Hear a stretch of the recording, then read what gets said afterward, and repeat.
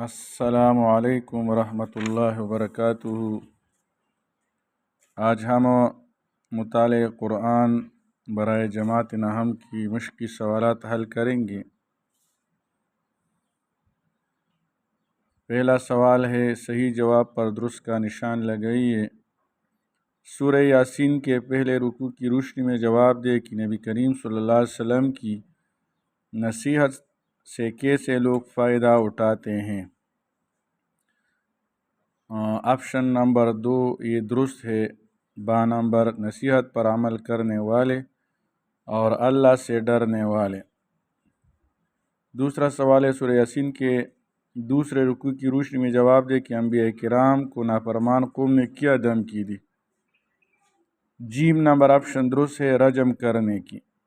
تیسرا سوال ہے، سورہ یاسین کے دوسرے رکوع میں انبیاء کرام علیہم السلام کی مدد کے لیے دوڑ کر آنے والے شخص کا کیا انجام ہوا۔ با نمبر درست ہے، اللہ نے اسے جنت میں داخل فرما دیا۔ سورہ یاسین کے تیسرے رکوع کی روشنی میں جواب دے کہ قیامت کے دن جب اللہ تعالی مجرموں کے منہ بند کر دے گا تو وہ اللہ سے کیسے بات کریں گے۔ جیم نمبر آپشن درست ہے، ان کے ہاتھ پاؤں بات کریں گے۔ سوال نمبر 5، سورہ یاسین کے آخری رکوع کی روشنی میں جواب دے کہ اللہ تعالیٰ نے درخت سے حاصل ہونے والی کس نعمت کا ذکر فرمایا ہے۔ آگ۔ الف نمبر آپشن درست ہے۔ مندرجہ ذیل سوالات کے مختصر جوابات دیجیے۔ سورہ یاسین کے پہلے رکوع میں نبی کریم صلی اللہ علیہ وسلم کے خبردار کرنے سے فائدہ نہ اٹھانے والوں کی کون سی 4 کیفیات بیان کی گئی ہیں۔ اس کا جواب ہے، ان کے گلوں میں طوق پڑے ہوئے ہیں جس کی وجہ سے ان کے سر اوپر اٹھے ہوئے ہیں۔ دوسرا، اللہ تعالیٰ نے ان کے سامنے دیوار بنا دی ہے، یعنی صحیح راستہ نہیں دیکھ سکتے۔ تیسرا، اللہ تعالیٰ نے ان کے پیچھے دیوار بنا دی ہے، یعنی ماضی سے سبق نہیں حاصل کر سکتے۔ نمبر 4، اللہ نے ان کو ڈانک دیا ہے، یعنی وہ حق کو تلاش نہیں کر سکتے۔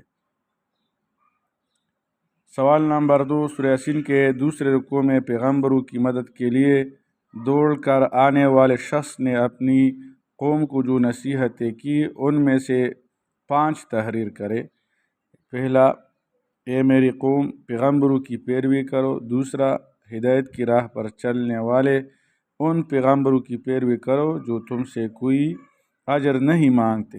تیسرا، ہمارے پاس کوئی عذر نہیں کہ ہم اس اللہ کی عبادت نہ کریں جس نے ہمیں پیدا کیا اور جس کی طرف ہمیں لوٹ کر جانا ہے۔ چوتھا، میں اللہ کے سوا اوروں کو معبود نہیں بنا سکتا۔ پانچواں، اللہ کے مقابلہ میں یہ جھوٹے معبود ہمارے کچھ کام نہیں آ سکتے۔ چھٹا، شرک کرنے والے کھلی گمراہی میں ہیں۔ ساتواں، میری بات مانو اور ایمان لے آؤ۔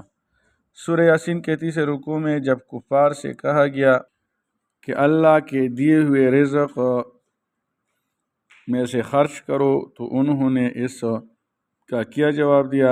اس کا جواب دیا، کیا ہم کھلائے انہیں جن کو اگر اللہ چاہتا تو خود کھلا دیتا۔ سوال نمبر 4، سورہ یاسین کے چھوٹے رکوع میں قیامت کے دن سور پھونکنے کا کیا نتیجہ بیان کیا گیا ہے۔ جواب، اچانک سب لوگ اپنی قبروں سے نکل کر دوڑنے لگیں گے اور اللہ کے حضور پیش کیے جائیں گے۔ پانچواں سوال، سورہ یاسین کے آخری رکوع کی روشنی میں شرک کی حقیقت پر 3 باتیں تحریر کریں۔ نمبر 1، مشرکوں نے کئی معبود بنائے ہیں تاکہ انہیں مدد مل سکے۔